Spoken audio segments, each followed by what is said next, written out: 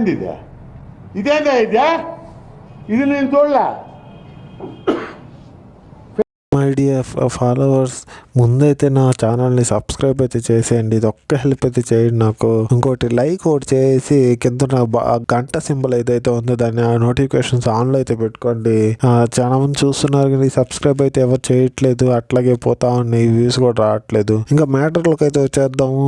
ఇంకా ప్రశాంత్ నీలిమామ గురించి ముందు మనకు తెలిసిందే, ఒక్క పని చేయనట్టుగా చేయడు నాకు తెలిసి. ముందేమో సలార్ అన్నాడు, తర్వాత కేజీఎఫ్ అన్నాడు, తర్వాత ఇప్పుడు చూస్తే ఎన్టీఆర్ 31 అదే ఈ పోస్టర్ అయితే రిలీజ్ చేయడం జరిగింది. అదే ముందే ఈ కేజీఎఫ్ సలార్లో కొట్టుకుంటా ఉంటే మళ్ళీ ఈ పోస్టర్ తో ఇంకా అయితే బుర్ర గోక్కునేటట్టు అయితే చేశాడు. ముందుగానే ట్విట్టర్లో ఫ్యాన్ బాయ్స్ వాళ్ళు పక్క కొట్టుకుంటున్నారు, వీళ్ళకి కేజీఎఫ్ కి సలార్ కి మధ్య.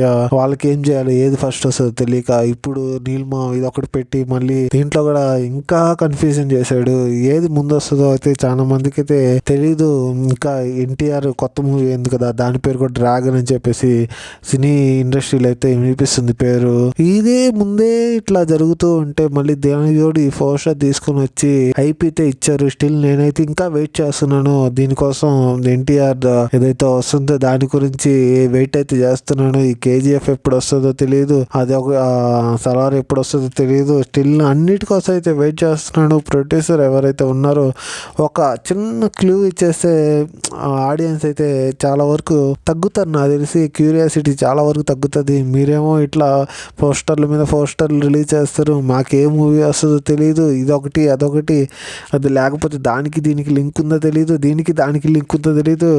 చాలా వాటితో బుర్ర అయితే గోక్కుంటున్నాము. మీరు ఒక మీడియా ముందుకు వచ్చేసి చిన్న క్లూ ఇస్తే చాలు, మేమైతే కామ్గా ఈ మ్యాటర్ అయితే చెప్పేసి మీరైతే పుణ్యం కట్టుకోండి అయ్యా ప్రశాంత్ నీల్ గారు. ఇంకో విషయం, నేనైతే నా పర్సనల్ ఒపీనియన్ నేనేమనుకుంటున్నానంటే కేజీఎఫ్కి ఇంకోటి ఇప్పుడు వస్తుంది కదా ఎన్టీఆర్ గారు మూవీ, దానికైతే లింక్ ఉందని నేను అనుకుంటున్నాను. ఎక్కడో నాకైతే అలాగే అనిపిస్తుంది.